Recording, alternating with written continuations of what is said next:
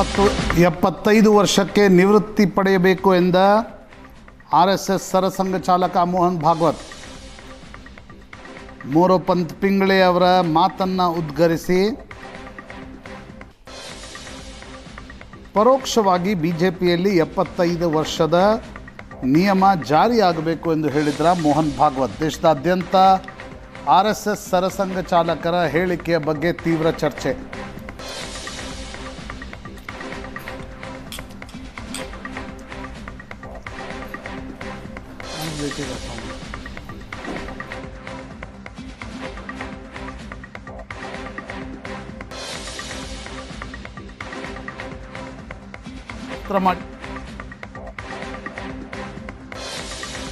ವರ್ಷದ ನಂತರ ಬೇರೆಯವರಿಗೆ ಅವಕಾಶ ಮಾಡಿಕೊಡಿ ಎಂದ ಕಾಂಗ್ರೆಸ್ನ ನಾಯಕ ಜಯರಾಮ್ ರಮೇಶ್.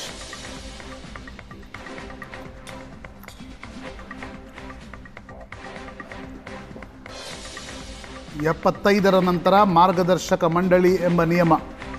ಅಡ್ವಾಣಿ, ಮುರಳಿ ಮನೋಹರ್ ಜೋಶಿ 75ರ ನಂತರ ನಿವೃತ್ತಿಯಾಗಿ ಸಲಹಾ ಮಂಡಳಿ ಮಾಡಿದ್ದ ಪ್ರಧಾನಮಂತ್ರಿ ನರೇಂದ್ರ ಮೋದಿ ಮತ್ತು ಅಮಿತ್ ಶಾ ಜೋಡಿ.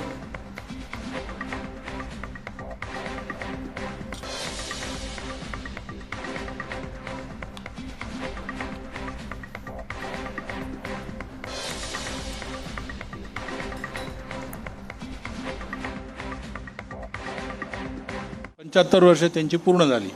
आम्ही सगळे वृंदावनला बैठकीत होतो. सगळ्या देशभरातले कार्यकर्ते होते आणि शेवटच्या त्या समारोपाच्या अगोदरच्या सत्रात शेषाद्रीजींनी म्हटलं, आज अपने मोरोपंत जी के 75 वर्ष पूरे हुए, इसके लिए उनको शाल पांघरली. आणि मग म्हटलं थोडंसं बोला, तर ते म्हणे कशाला बोलायचं, नाही बोला, आग्रह झाला. ते उभे राहिले. उभे राहिल्यावर स्वाभाविक मोरोपंतांचं बोलणं जे कार्यकर्ते जरा हसऱ्या चेहऱ्याने पाहायचे, तर ते म्हणायचे की मेरी मुश्किल ये है कि मैं खड़ा होता तो लोग हंसने लगते, मैंने हंसने लायक कुछ बोला नहीं तो भी मेरे बोलने पर हंसते, क्योंकि मुझे लगता है लोग मुझे गंभीरता से नहीं ले रहे. मग पुढे ते असं म्हणाले, त्यांचे शब्द आहेत और म्हणून उच्चारतो मैं जब मर जाऊंगा तब भी पहले लोग पत्थर मार के देखेंगे कि सचमुच मर गया. मग ते असं म्हणाले, 75 वर्ष का आपने किया, लेकिन मैं इसका अर्थ जानता हूँ. 75 वर्ष की शाल जब उड़ी जाती है तब उसका अर्थ यह होता है कि अब आपकी आयु हो गई, अब जरा बाजू हमको करने दो. म्हणजे त्यांच्या गौरवाचा भाव मनात घेऊन हे सगळं होतं. त्याच्यात तो गौरव आपल्याला चिकटू नये ह्याची ते स्वतःच काळजी घ्यायची. 75 वर्ष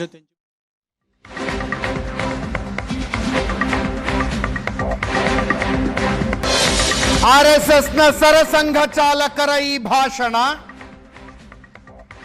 ನಿರೀಕ್ಷೆಯಂತೆಯೇ ದೇಶದಾದ್ಯಂತ ಚರ್ಚೆಯಾಯಿತು.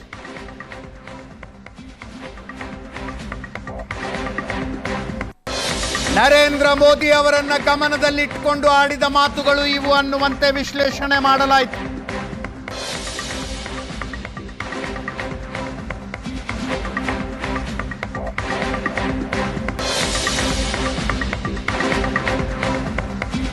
ಬಿಜೆಪಿಯ ಅನೇಕ ಮುಖಂಡರು ಸ್ಪಷ್ಟೀಕರಣ ಕೊಡುವ ಪ್ರಯತ್ನ ಮಾಡಿದ್ರು. ಸಂಘದ ಹಿರಿಯರು ಕೂಡ ಹೇಳಿದ್ರು, ನರೇಂದ್ರ ಮೋದಿ ಅವರಿಗೇನಾದರೂ ಕಮ್ಯುನಿಕೇಟ್ ಮಾಡಬೇಕು ಅಂದರೆ ನಮ್ಮದೇ ಆದ ಮಾರ್ಗಗಳಿದ್ದಾವೆ, ವೇದಿಕೆಯ ಭಾಷಣದಲ್ಲಿ ಹೇಳಬೇಕಾಗಿಲ್ಲ ಅದನ್ನ ಅಂತ. ರಾಮ ಮಾಧವ್ ಅವರು ಪತ್ರಿಕೆಯೊಂದಕ್ಕೆ ಕೊಟ್ಟ ಇಂಟರ್ವ್ಯೂನಲ್ಲಿ ಸ್ಪಷ್ಟಪಡಿಸಿದ್ರು, ವೇದಿಕೆಯ ಮೇಲೆ RSS ಸಂದೇಶಗಳನ್ನು ಕೊಡೋದಿಲ್ಲ ಅಂತ.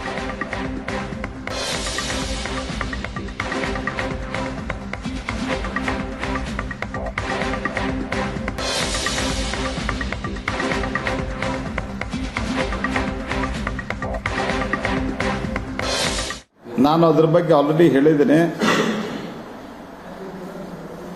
ಅದು ಒಂದು ಯಾವುದೋ ಜನರಲ್ ಇದರಲ್ಲಿ ಮಾತನಾಡಿದ್ದು ಲಿಂಕ್ ಮಾಡ್ತಾ ಇದ್ದಾರೆ. ಹಾಗಾಗಿ ಅದರ ಬಗ್ಗೆ ನಾನು ಈಗಾಗಲೇ ಪ್ರತಿಕ್ರಿಯೆ ಕೊಟ್ಟಿನಿ. ಅದನ್ನು ಬಿಟ್ಟು ಬೇರೆ ಏನಾದರೂ ವಿಷಯ ಇದ್ದರೆ ಹೇಳಿ. ಮೋಹನ್ ಭಾಗವತರವರು ಒಂದು ಸಲಹೆಯನ್ನ ಕೊಟ್ಟಿದ್ದಾರೆ. 75 ವರ್ಷ ಆದಮೇಲೆ ಯುವಕರಿಗೆ ಈ ದೇಶದಲ್ಲಿ ಒಂದು ಮುಂಚೂಣಿ ಕೊಡಬೇಕು ಅಂತ. ಅದು ಮೋದಿಯರವರಿಗೆ ಅಂತಲ್ಲ, ಇವತ್ತು ಹಳೆ ಬೇರು ಇರಬೇಕು, ಹೊಸ ಚಿಗುರು ಇರಬೇಕು. ಈ ದೃಷ್ಟಿಯಿಂದ ಯುವಕರು ರಾಜಕೀಯಕ್ಕೆ ಬರಬೇಕು, ಅದು ಪ್ರಧಾನಮಂತ್ರಿ ತೆಗಿಬೇಕು ಅಂತ ಏನಲ್ವಲ್ಲ, ಅವರೇನು ಹೇಳಿದ್ವಲ್ಲ. 75 ವರ್ಷ ಆದಮೇಲೆ ರಿಟೈರ್ಡ್ ಮಾಡಬೇಕು ಅಂದರೆ ಅದು ದೊಡ್ಡದೊಂದು ವಿಷಯ. ಇದು ರಾಷ್ಟ್ರೀಯ ವಿಷಯಗಳು ಚರ್ಚೆಗಳು ಆಗಬೇಕು. ಇದ್ರ ಬಗ್ಗೆ ಈ ಚರ್ಚೆಗಳು ಆಗ್ಬಿಟ್ಟು ಮುಂದೆ ಒಂದು ಒಳ್ಳೆ ದಿಕ್ಸೂಚಿ ಆಗ್ಬೋದು. ಈ ದೃಷ್ಟಿಯಿಂದ ಅವ್ರ ಸಲಹೆಗಳನ್ನ ತಗೊಳ್ಳುವಂಥ ಅಗತ್ಯ ಕೂಡ ದೊಡ್ಡದವ್ರಿಗಿದೆ. ಅದ್ರ ಬಗ್ಗೆ ತೀರ್ಮಾನವನ್ನು ಮಾಡ್ತಾರೆ. ಮೋದಿಯವ್ರಿಗೆ ಅವ್ರಿಗೆ ಯಾಕೆ ಹೇಳ್ತಾರೆ? ದೇಶದಾಗ ಎಲ್ಲ ಇರೋರು 75 ವರ್ಷ ದಾಟದವರು ಮನ್ಯಾಗ ಮಕ್ಕಳನ್ನ ಮೊಮ್ಮಕ್ಕಳನ್ನ ಆಟಿಸೋದ್ಕೊಂಡ್ರಪ್ಪ ತಂದಂಗೆ. ಬರೀ ಮೋದಿಯವ್ರಿಗೆ ಪಾಪ ಮೋದಿಯವ್ರನ್ನ ಯಾಕೆ ನೀವು ಮದುವೆ ಮಾಡ್ತೀರಿ? ರಾಷ್ಟ್ರೀಯ ಸ್ವಯಂ ಸೇವಕ ಸಂಘ ಅಂದ್ರೆ ಇಡೀ ದೇಶದ ಒಂದು ಗುರು ಇದ್ದಂಗೆ. ಗುರುವಿನ ಸ್ಥಾನದಿಂದ ಅವರು ಹಿರಿತನದಿಂದ ಹೇಳ್ಯಾರ, ಅದು ಎಲ್ಲರೂ ಪಾಲಿಸ್ಬೇಕು ಅನ್ನೋದು ಬರೀ BJPಗಲ್ಲ, ಕಾಂಗ್ರೆಸ್ಗೂ ಬತ್ತು, ಜನತಾದಳಕ್ಕೂ ಬತ್ತು, ಲಾಲುಗೂ ಬತ್ತು, ಗೋಲುಗೂ ಬತ್ತು, ಎಲ್ಲರಿಗೂ.